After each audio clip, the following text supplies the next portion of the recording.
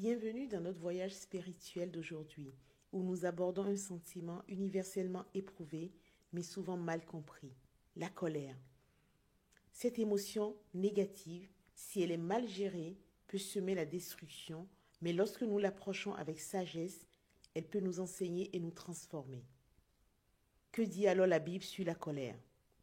Et plus encore, comment pouvons-nous, en tant que croyants ou non-croyants, gérer, maîtriser et finalement faire disparaître cette émotion négative de notre vie? Je vous invite à prendre vos Bibles, aller dans la lettre aux Éphésiens, chapitre 4, versets 26 à 27, qui nous enseigne que si vous vous mettez en colère, ne péchez pas, que le soleil ne se couche pas sur votre colère. Tandis que les Proverbes chapitre 14, verset 29 révèlent que celui qui est lent à la colère a une grande intelligence, mais celui qui est impétueux exalte la folie.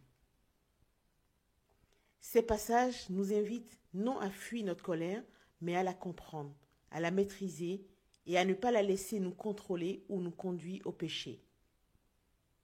Je vous invite donc à franchir un pas de plus, car c'est en mettant en pratique ce que nous apprenons que nous transformons notre compréhension en action, notre savoir en sagesse.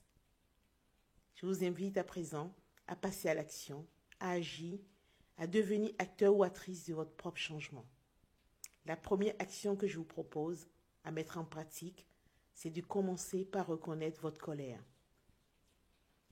Lorsque vous sentez la colère monter, prenez simplement un moment pour vous arrêter. Respirez profondément et demandez-vous, qu'est-ce qui est vraiment en train de me mettre en colère? Quelle est la source véritable de cette colère?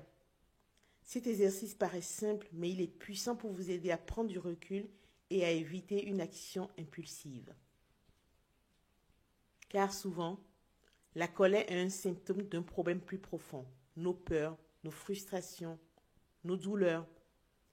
Et l'identification de ces émotions sous-jacentes est le premier pas vers la gestion de la colère.